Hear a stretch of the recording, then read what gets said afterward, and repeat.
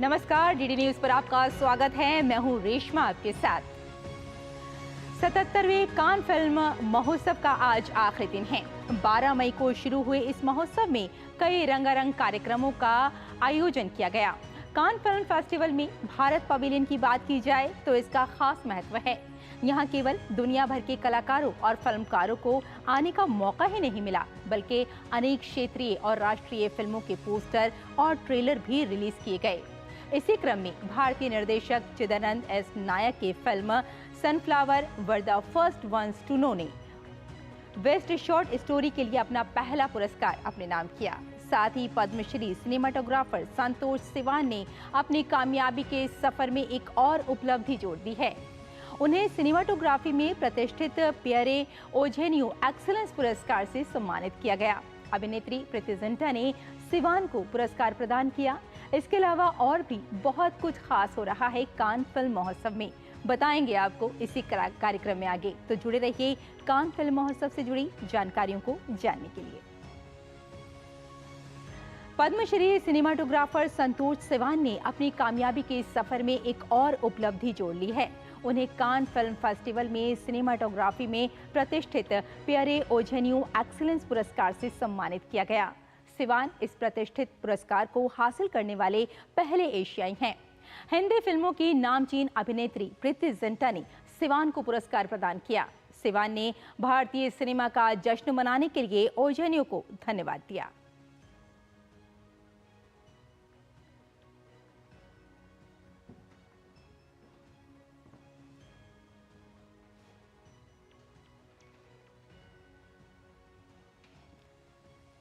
तो Cannes film festival में इस वक्त आप देख रहे हैं जो तस्वीरें, इसमें प्रीति जिंटा नजर आ रही हैं। सिवान को उन्होंने पुरस्कार दिया है और वाकई अगर देखा जाए तो कान फिल्म फेस्टिवल भारत के लिए कई ऐसे क्षण दे गया जो यकीनन काफ़ी यादगार रहे।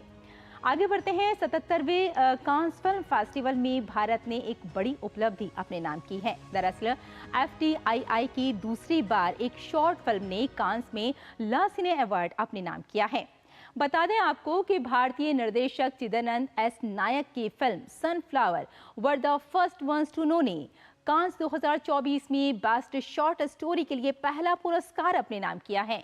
फिल्म की टीम से खास बातचीत की हमारी संवाददाता श्यामा मिश्रा ने। 77वें कान फिल्म महोत्सव के संस्करण में पहले ही भारत की झोली में एक बहुत बड़ा इनाम आ चुका है। जी हाँ, वो है ला सिनेफ का first prize. Sunflowers were the first ones to know, ये FTII की मूवी है और हमारे साथ में क्रू हैं जिन्होंने बनाया है इस कहानी को, इस फिल्म को। सूरज हैं सबसे पहले। सूरज, क्या रिएक्शन था आपका जब आपका नाम अनाउंस किया गया और क्या पसंद आया उन्हें? आप लोग ने बातचीत की होगी तो क्या समझ में आया?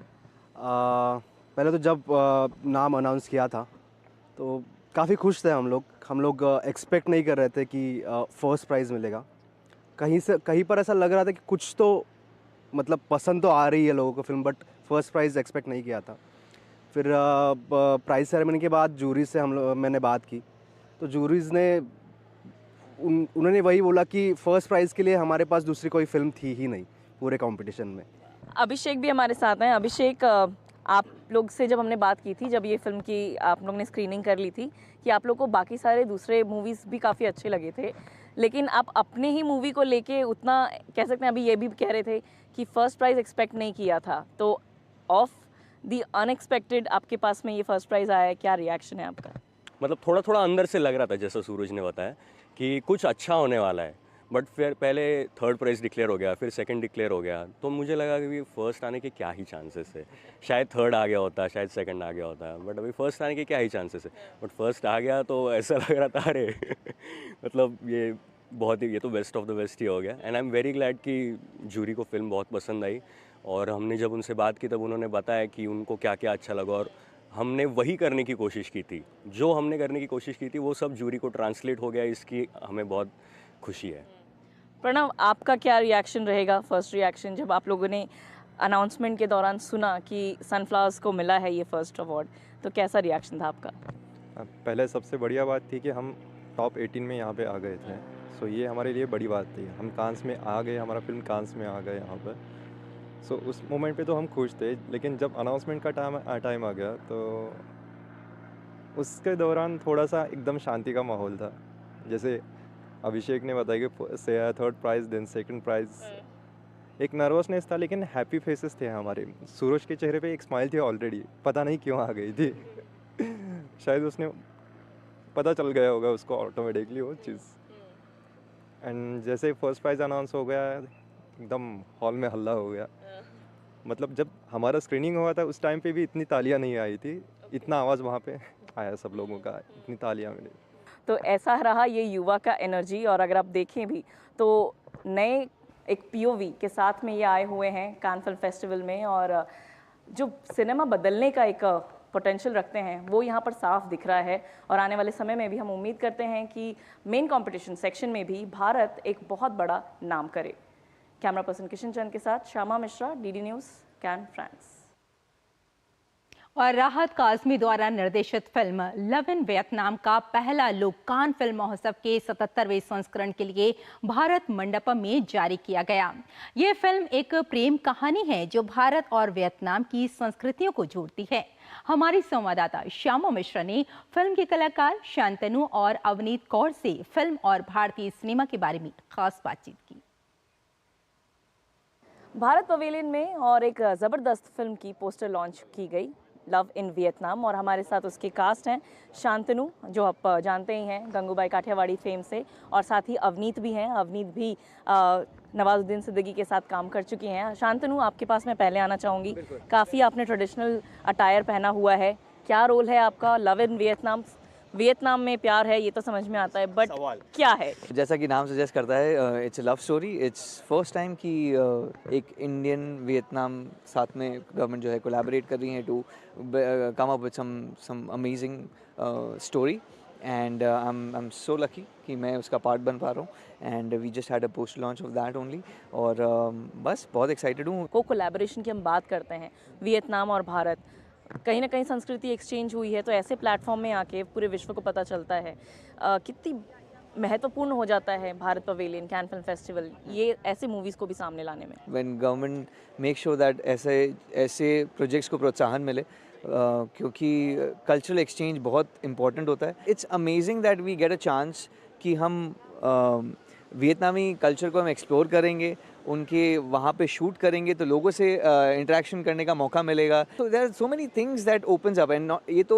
मैंने क्रिएटिविटी की बात की है, but otherwise markets also open up, and एक एक्सचेंज शुरू होता है, इकोनॉमी में हेल्प करता है। सो या इट्स अमेजिंग। अवनीत भी हमारे साथ हैं। अवनीत, आपने बताया कि आप वियतनाम को एक तरीके से यहाँ पर रिप्रेजेंट कर रही हैं, उनके डिज़ाइनर को ड्रेस पहन के, उसके बारे में थोड़ा बताइए, साथ ही आपका रोल क्या है?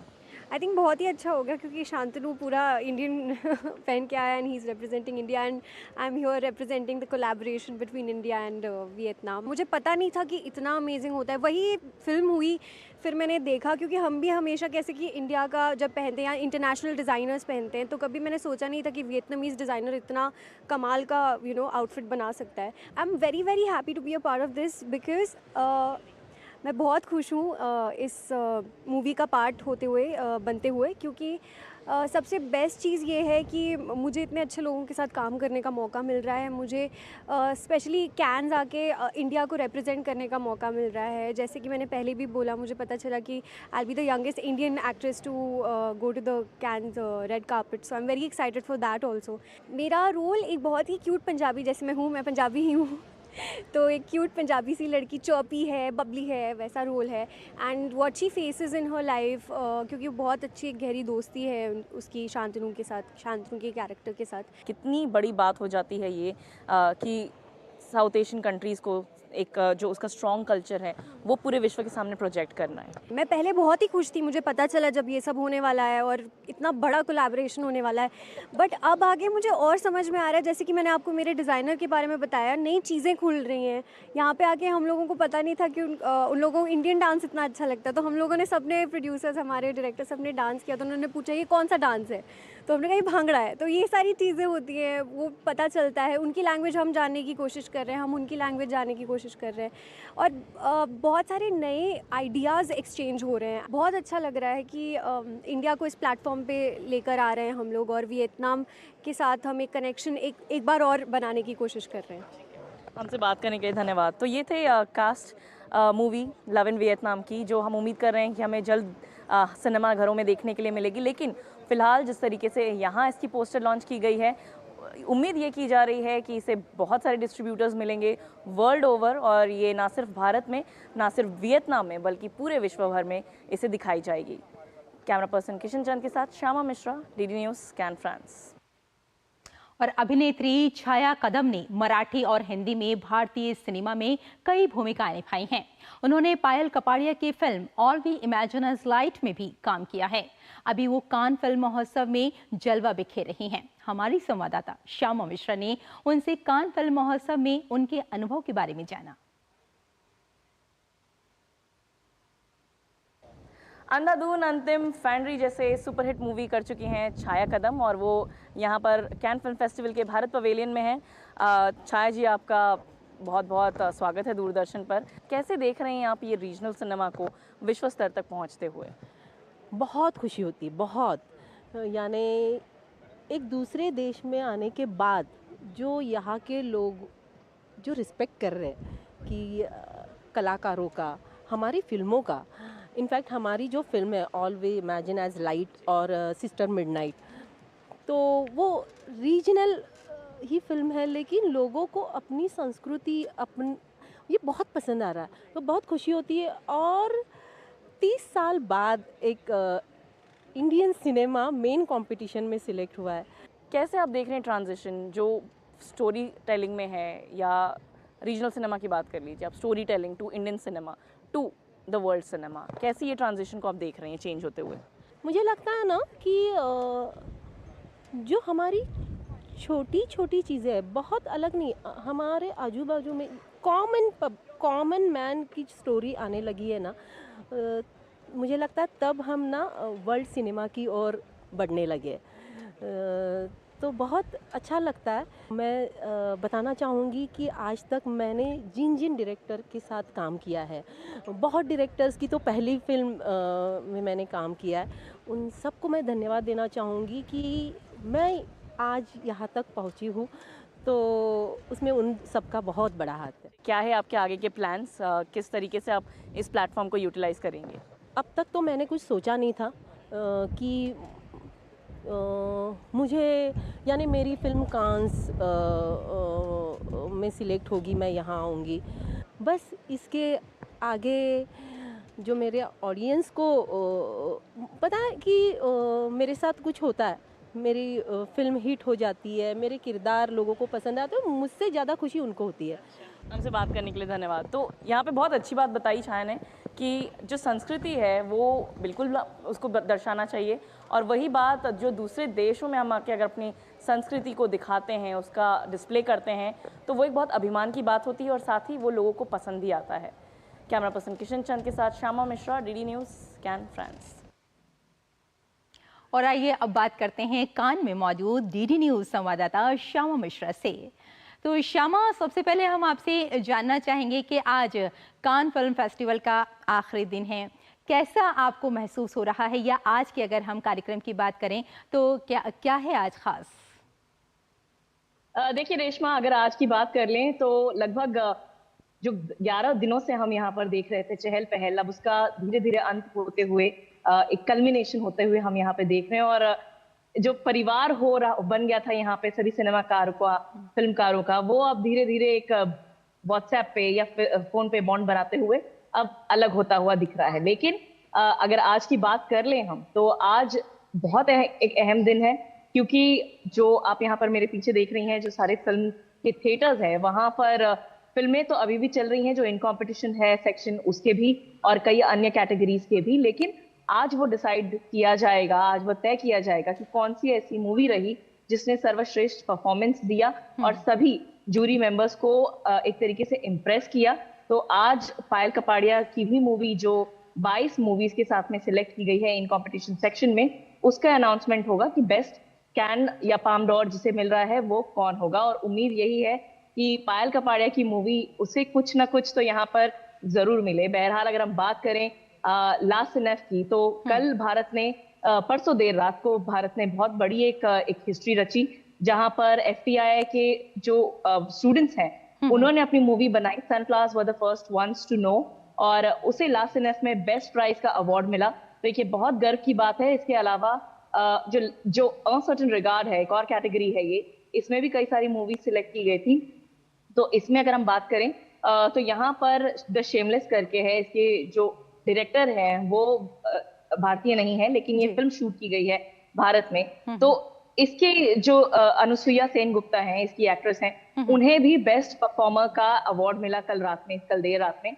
तो भारत के लिए एक और बड़ी बात है ये, एक और अच्छी बात है ये, क्योंकि ये हिस्ट्री में, कैन की हिस्ट्री में पहली बार हो रहा है कि किसी भारतीय को ये अवार्ड मिल रहा है। इसके अलावा अगर हम बात करें तो पायल कपाड़िया की हम बात कर ही चुके हैं, कई अलग सेक्शंस में भी बात कर चुके हैं। FTI की बात मैं कर रही थी। FTI की अगर हम बात करें तो एसिड सेक्शन भी एक होता है ACID, जिसमें मैसम अली की मूवी इन रिट्रीट ये भी सिलेक्ट की गई थी। तो भारत के लिए, FTI के लिए एक काफी अच्छा मौका रहा इस बार। और इसके अलावा अगर और भी बात कर लें तो 11 दिनों तक लगातार जो चलता रहा भारत पवेलियन में, कई सारे मूवीज, कई सारे फिल्मकार आए, ट्रेलर लॉन्च किए उन्होंने, पोस्टर लॉन्च किए उन्होंने, कई सारी बातें हुई डिस्ट्रीब्यूशन को लेके। तो ऐसा एक माहौल रहा जिसे आज कल्मिनेट किया जाएगा एक अच्छे रूप में, जहां पर पाम डॉर से मिल रहा है ये अनाउंस करेंगे।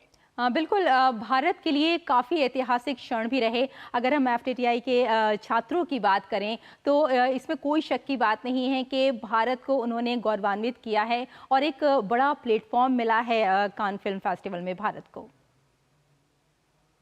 बिल्कुल, अगर रेशमा हम बात करें लास्ट सिनेफ की, तो लास्ट सिनेफ जो सेक्शन है जिसमें भारत की FTI की movie sunflowers were the first ones to know, इसे बेस्ट प्राइज मिला है। तो FTI के जैसे ही जो फिल्म स्कूल्स होते हैं ऑल अक्रॉस द वर्ल्ड, वे अपनी मूवीज यहाँ पर भेजते हैं। स्टूडेंट्स जो बनाते हैं मूवी, फाइनल ईयर के, फर्स्ट ईयर के जो मूवीज रहते हैं वो इसमें जाती हैं। तो आप समझ सकती हैं कि पूरे विश्व भर में से जो बेस्ट मूवीज होंगे, 18 ऐसे बेस्ट मूवीज को चुनी गई। आप जब सिलेक्शन आपकी हो जाती है ऐसे एक प्रीमियर कैटेगरी में, तो आप पहले ही विनर हो जाते हैं। लेकिन जब आप उन प्रीमियर 18 फाइनल मूवीज में से कंपेयर करते हैं, कॉम्पीट करते हैं और उसमें आप सर्वश्रेष्ठ आते हैं, तो ये बात ये फील कुछ अलग ही होता है। एक बहुत प्राउड मोमेंट होता है भारत के लिए। और हमने इनके क्रू से भी बात की, production designer, sound engineer, DOP, तीनों से बात की हमने। तो वो यही बताते हैं कि ये तो बस शुरुआत हुई उनके लिए, और पहली मूवी उनकी अगर इतना बड़ा कमाल करता है तो आप समझिए कि आगे आने वाले समय में हमें कितने बेहतरीन फिल्मकार मिलेंगे। साथ ही पायल कपाड़िया जिनकी मूवी मेन कंपटीशन में है, वो भी FTI ग्रेजुएट है। मैसम अली की जो मैं बात कर रही थी, जो इन रिट्रीट जो मूवी है, वो भी FTI के ग्रेजुएट हैं। तो बहुत एक अच्छा यहाँ पे बिल्कुल श्यामा, बिल्कुल ये कहा जा सकता है कि कान का जो एक उद्देश्य है कि जो जितने भी फिल्म स्कूल्स हैं उनके जो छात्र हैं उन्हें प्रोत्साहित किया जाए और उन्हें एक पहचान दिलाई जाए। बहुत बहुत शुक्रिया हमारे साथ जुड़ने के लिए और इस तमाम जानकारी के लिए। आगे बढ़ते हैं। भारत पवेलियन में फिल्म मासी का ट्रेलर और पोस्टर रिलीज किया गया। फिल्म में एक बेटे के संघर्ष को दिखाया गया है। फिल्म के कलाकार राज वासुदेवा से बात की हमारी संवाददाता श्यामा मिश्रा ने। यूथनेशिया जैसी संवेदनशील टॉपिक के ऊपर एक मूवी बनी है मर्सी, जिसकी ट्रेलर पोस्टर लॉन्च यहाँ भारत पवेलियन में हुई है। और हमारे साथ एक्टर फिल्म के राज वासुदेवा हमारे साथ हैं।